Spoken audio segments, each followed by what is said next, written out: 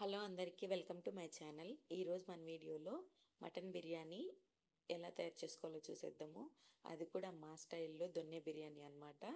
So మేము ఒకసారి try చేసాము, ఆల్రెడీ బాగా వచ్చింది. సో అందుకని మళ్ళీ వీడియోలో మీకు చేసి చూపిద్దాము, షేర్ చేద్దామని మళ్ళీ చేస్తున్నాను.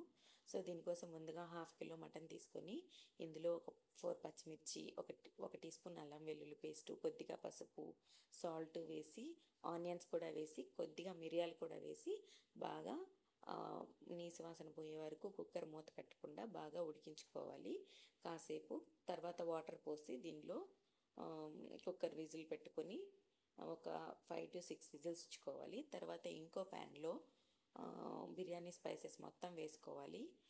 బిర్యానీ ఆకు, జాజికాయ, మరాఠీ మొగ్గ, అల్లం, కొద్దిగా వెల్లుల్లి రెబ్బలు, ఒక 4 to 5 పచ్చిమిర్చి, కొంచెం పుదీనా, కొంచెం కొత్తిమీర, మొత్తం అన్నీ వేసి బాగా వేయించుకోవాలి. ఒక టీ స్పూన్ ఆయిల్ వేసి తర్వాత ఇది బాగా వేగిన తర్వాత ఇది చూసారా, మటన్లో కొంచెం వాటర్ అంతా ఇంకిపోయాయి. సో ఇంకా మనకు ఎన్ని కావాలో వాటర్ మటన్ ఉడకడానికి అన్ని వాటర్ పోసుకొని కుక్కర్ పెట్టుకొని ఒక 6 to 7 విజిల్స్ ఇచ్చుకోవాలి.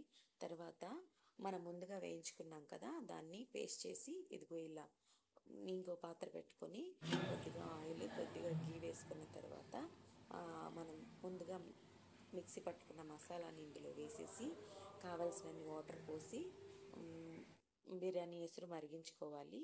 సో చూసారా, బాగా గ్రీన్ కలర్లో కనిపిస్తుంది బిర్యానీ. ప్రస్తుతానికి బ్లాక్లో కనిపిస్తుంది, బిర్యానీ కంప్లీట్ అయిపోయిన తర్వాత గ్రీన్ కలర్లోకి వస్తుంది.